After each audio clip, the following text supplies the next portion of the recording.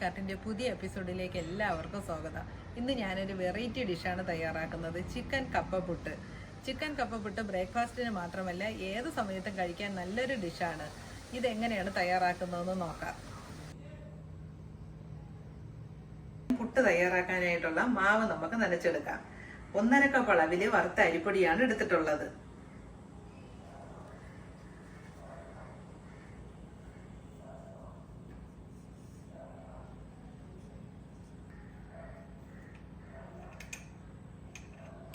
ഒരു ടീസ്പൂൺ അളവിൽ ഉപ്പ് പൊടി ചേർക്കാം.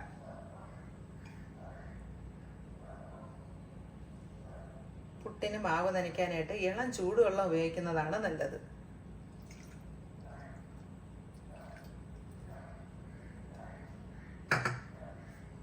മാവ് നനയ്ക്കുമ്പോഴത്തേക്ക് കട്ട കെട്ടാതെ നനച്ചെടുക്കണം. ചെറിയ അളവിൽ കുറേശ്ശെ വെള്ളം ഒഴിച്ച് കട്ടയാവാതെ നനച്ചെടുക്കണം.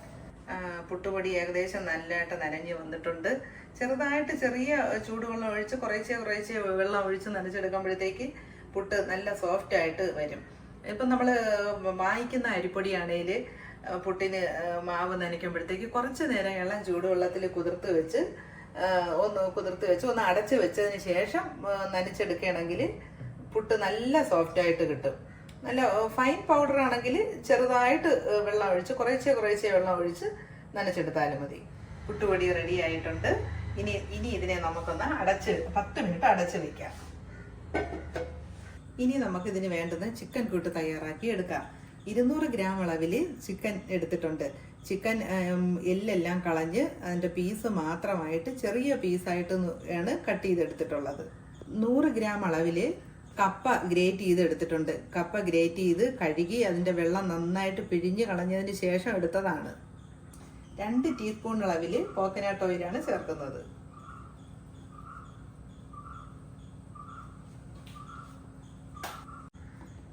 കുറച്ച് പെരിഞ്ജീരകം ഇടാം.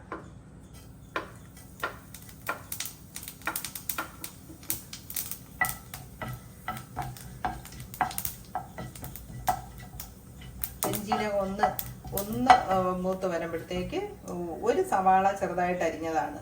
സവാള കൂടി ഇട്ട് കൊടുക്കാം.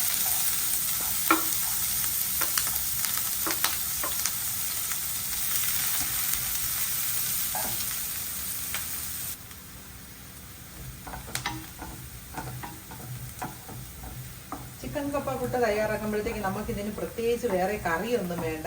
ഇത് ഇവിടെ എൻ്റെ മക്കൾക്കൊക്കെ കഴിക്കാൻ ഭയങ്കര ഇഷ്ടമുള്ളൊരു സാധനമാണ്. ഒരു 1/2 ടീസ്പൂൺ അളവിൽ ഇഞ്ചി ചെറുതായിട്ട് അരിഞ്ഞത് ചേർത്ത് കൊടുക്കാം.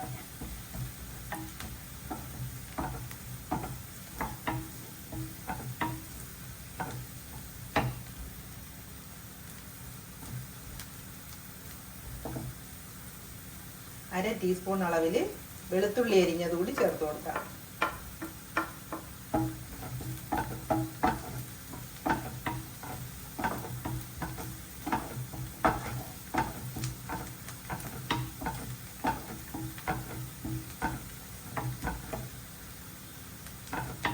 ഇനി ഒരു പച്ചമുളക് ചെറുതായിട്ട് അരിഞ്ഞത് അതുകൂടി ചേർത്ത് കൊടുക്കാം.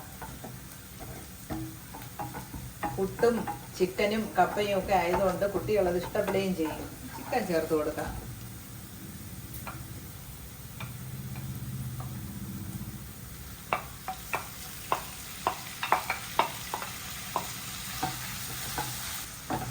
ഇത് പെട്ടെന്ന് വെന്ത് കിട്ടും.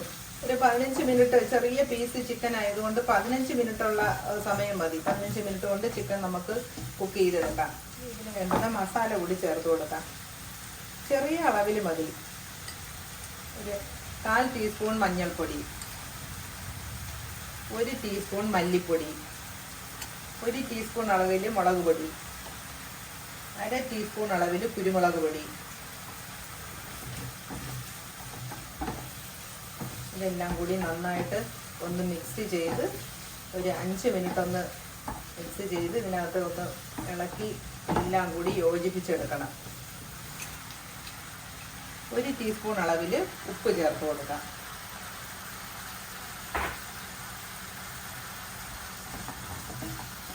5 മിനിറ്റ് നമുക്ക് ലോ ഫ്ലെയിമിൽ വെച്ചിട്ട് അടച്ചു വെച്ച് കുക്ക് ചെയ്തെടുക്കാം. ഇത് വെന്തോന്ന് നമുക്ക് നോക്കാം. കട്ടി കൂടിയ ചിക്കൻ ആണെങ്കിൽ ഒന്ന് സോഫ്റ്റ് ആവാനായിട്ട് 1 ടീസ്പൂൺ നാരങ്ങ നീരോ അല്ലെങ്കിൽ തൈരോ കുറച്ച് വിനീഗറോ ഒഴിച്ചാൽ കുറച്ചുകൂടി സോഫ്റ്റ് ആവും. ഇതിപ്പോൾ ചെറിയ പീസ്, ഇത് ഇളം ചിക്കനാണ്, അതുകൊണ്ട് ഞാൻ അതൊന്നും ഇതിനകത്ത് ചേർത്തിട്ടില്ല. കുറച്ച് വെള്ളം വേണമെങ്കിൽ ചേർത്ത് കൊടുക്കാം. ഒരു 1/4 കപ്പ് അളവിൽ വെള്ളം കൂടി ചേർത്ത് ഒന്ന് ഇളക്കിയതിന് ശേഷം നമുക്ക് കപ്പ ചേർക്കാം. 1 കപ്പ് അളവിലാണ് കപ്പ എടുത്തിട്ടുള്ളത്. ഈ കപ്പ ഗ്രേറ്റ് ചെയ്തതും കൂടെ ഇതിനകത്തോട്ട് ചേർത്ത് മിക്സ് ചെയ്തെടുക്കാം.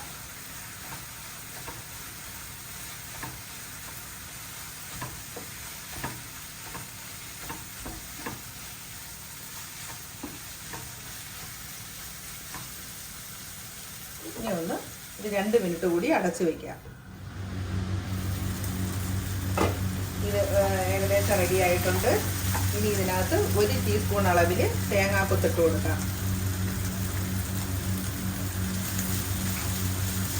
ഇതൊരു 3/4 ഭാഗത്തോളം കുക്കായാലും മതി. പിന്നെ ബാക്കി നമ്മൾ പുട്ടിൽ വാരി ഇടുമ്പോഴത്തേക്ക് അതിനകത്ത് റെഡി ആയിക്കോളും.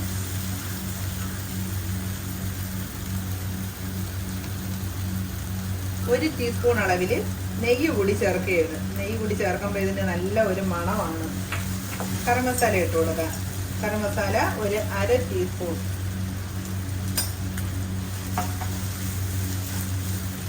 ലാസ്റ്റ് കറിവേപ്പില ഇട്ട് കൊടുക്കാം.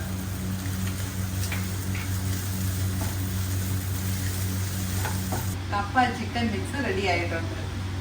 ഇനി നമുക്ക് ഈ ചിക്കൻ മിക്സും അരിപ്പൊടിയും കൂടെ ചേർത്ത് പുട്ട് തയ്യാറാക്കി എടുക്കാം. പുട്ട് കൂടെ അടുപ്പത്ത് വെച്ചിട്ടുണ്ട്. വെള്ളം തിളച്ച് വരുന്നു. നമുക്ക് ഇനി ഈ പുട്ടുകുറ്റിയിൽ മാവ് മിക്സ് ഇടാം. ആദ്യം തേങ്ങ ഇടണം.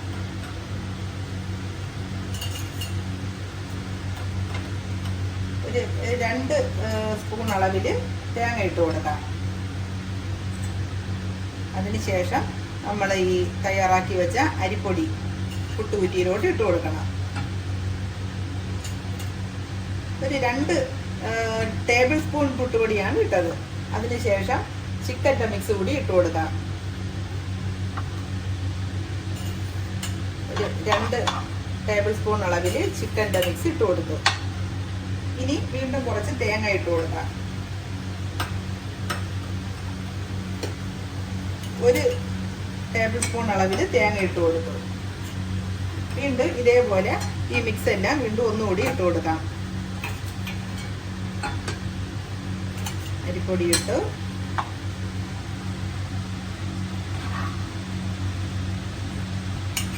ചിക്കൻ്റെ മിക്സ് ഇട്ട് കൊടുത്തിട്ടുണ്ട്.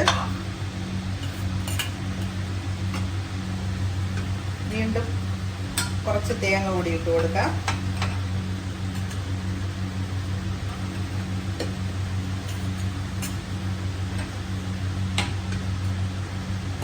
വീണ്ടും ഏറ്റവും ടോപ്പിൽ അരിപ്പൊടി ഇട്ട് കൊടുക്കാം.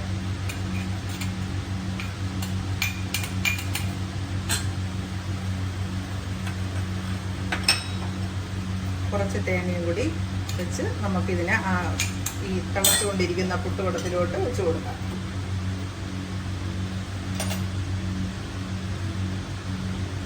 ഒരു 5 മിനിറ്റ് സമയം ഈ പുട്ട് നന്നായിട്ട് ആവി വന്ന് ഇതിരുന്ന് വെന്ത് വരട്ടെ. പെട്ടെന്ന് ആവി വരാനായിട്ട് ഞാനൊരു ടിപ്പ് കൂടി പറഞ്ഞു തരാം. ഒരു 3 മിനിറ്റ് കഴിയുമ്പോഴത്തേക്ക് ഒന്നിങ്ങനെ തുറന്നതിന് ശേഷം പപ്പട കുത്തി വെച്ച് ഇങ്ങനെ 1-2 സ്ഥലത്തൊന്ന് കുത്തി കൊടുത്താൽ അതിനകത്തുനിന്ന് പെട്ടെന്ന് ഉള്ളിൽ നിന്ന് ആവി കയറി വരും. പുട്ട് റെഡി ആയിട്ടുണ്ട്. ഇനി നമുക്ക് പുട്ടിനെ ഒരു പ്ലേറ്റിലോട്ട് മാറ്റാം.